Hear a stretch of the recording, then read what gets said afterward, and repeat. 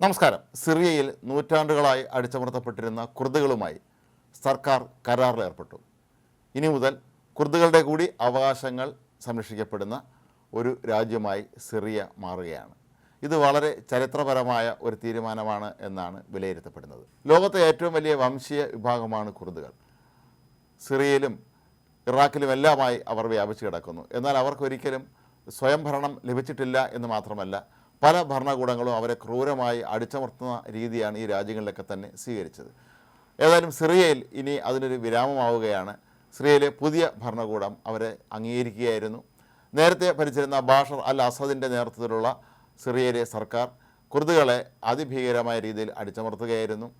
പല ഭാഗങ്ങളിലും ഇവരെ വധിക്കുകയും ജയിലടക്കുകയൊക്കെ തന്നെ ചെയ്തിരുന്നു അസദിൻ്റെ സർക്കാർ. എന്നാൽ 2012 രാജ്യത്ത് നടന്ന ആഭ്യന്തര കലാപത്തിൻ്റെ പശ്ചാത്തലത്തിൽ ചില മേഖലകളിൽ കുർദുകൾ സ്വയംഭരണം പ്രഖ്യാപിക്കുകയായിരുന്നു. അതിലൊന്നാണ് റജോവ മേഖല. വളരെയധികം എണ്ണഖനികളും അതുപോലെ പ്രകൃതി വിഭവങ്ങളും ഒക്കെ ഉള്ളൊരു മേഖലയാണ് ഇവിടെ വളരെ കാലമായി കുർദുകൾ അവരുടെ സ്വയംഭരണം പ്രഖ്യാപിക്കുകയും അവരുടേതായ രീതിയിൽ അവരുടെ സൈന്യമൊക്കെ രൂപീകരിച്ച് മുന്നോട്ട് പോവുകയായിരുന്നു. ഏതായാലും ഒരു ഏകീകൃത സിറിയയ്ക്ക് വേണ്ടിയുള്ള കരാറിൽ സിറിയയിലെ ഇടക്കാല പ്രസിഡന്റ് അഹമ്മദ് അൽ ഷാരയും കുർദ് നേതാക്കളും തമ്മിൽ ധാരണയായിട്ടുണ്ട്. ഡമാസ്കസിൽ നടന്ന ചടങ്ങിൽ ഇടക്കാല പ്രസിഡന്റ് അഹമ്മദ് അൽ ഷാരയും അമേരിക്ക പിന്തുണയ്ക്കുന്ന സിറിയൻ ഡെമോക്രാറ്റിക് ഫോഴ്സസിൻ്റെ നേതാവായ മസൂം അബ്ദിയുമാണ് ഒപ്പിട്ടിട്ടുള്ളത്. ഇതൊരു തീവ്രവാദ സ്വഭാവമുള്ള സംഘടനയാണെങ്കിൽ പോലും SDFനെ അമേരിക്ക ഉൾപ്പെടെയുള്ള രാജ്യങ്ങൾ അംഗീകരിച്ചിട്ടുണ്ട്. ഇതിൻ്റെ പ്രധാന കാരണങ്ങളിലൊന്ന് അസദ് ഭരണകൂടം അടിച്ചമർത്തിയ വലിയൊരു ജനവിഭാഗത്തിൻ്റെ പ്രതിനിധികളാണ് ഈ സംഘടന എന്നുള്ളത് കൊണ്ട് തന്നെയാണ്. ഏതായാലും ഇനി അങ്ങോട്ട് ഉള്ള ദിവസങ്ങളിൽ SDF അവരുടെ കീഴിലുള്ള സൈനിക വിഭാഗത്തെ അങ്ങനെ തന്നെ നിലനിർത്താനാണ് ഉദ്ദേശിക്കുന്നത്. കാരണം തുർക്കി പിന്തുണയ്ക്കുന്ന ചില തീവ്രവാദ സംഘടനകൾ എന്ന് പറഞ്ഞ് നിരന്തരമായി ഭീഷണി നേരിടുന്നുണ്ട്. അപ്പോൾ ഈ ഒരു സാഹചര്യത്തിലാണ് അവരുടെ സൈനിക വിഭാഗം ഇപ്പോഴും അവരുടെ നേതൃത്വത്തിൽ തന്നെ തുടരാൻ തീരുമാനിച്ചിട്ടുള്ളത്. ഏതായാലും സിറിയയെ സംബന്ധിച്ചും ഇത് വലിയൊരു നേട്ടം തന്നെയാണ്. കാരണം വലിയൊരു വിഭാഗം ജനങ്ങളുടെ പിന്തുണ ലഭിക്കുന്നതിനൊപ്പം തന്നെ അവർക്ക് ഒരുപാട് ധാതു വിഭവങ്ങളും മറ്റും സ്വന്തമായി ലഭിക്കും.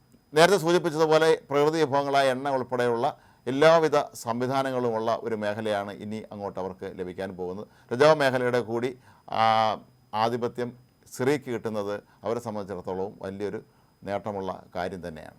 അതേസമയം റജാവയിലെ ജയിലുകളിൽ കഴിയുന്ന ആയിരക്കണക്കിന് വരുന്ന IS തീവ്രവാദികളുടെ കാര്യത്തിൽ ഇനിയും തീരുമാനമായിട്ടില്ല.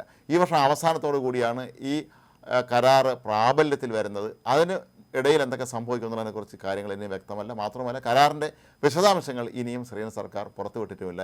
എങ്കിലും കുർദുകളെ സംബന്ധിച്ച് ഇത് വളരെ ചരിത്രപരമായ ഒരു നേട്ടം തന്നെയാണ്. കാരണം എത്രയോ നൂറ്റാണ്ടുകളായി വിവിധ രാജ്യങ്ങളിലായി അടിച്ചമർത്തപ്പെട്ട് കിടക്കുന്ന അവർക്ക് ആദ്യമായി ഒരു രാജ്യത്ത് പൂർണ്ണമായും സ്വാതന്ത്ര്യം ലഭിക്കുക, അവർക്കൊരു പൗരന്മാർക്കുള്ള എല്ലാ സ്വാതന്ത്ര്യങ്ങളും ഭരണഘടനാപരമായ എല്ലാ അവകാശങ്ങളും സിറിയ അവർക്ക് അനുവദിച്ചു കൊടുത്തിട്ടുണ്ട് എന്നുള്ളതും ഒരു വളരെ പ്രധാനപ്പെട്ട കാര്യമാണ്. ഏതായാലും അന്താരാഷ്ട്ര തലത്തിൽ തന്നെ ഇത് വലിയൊരു നേട്ടമാണ്.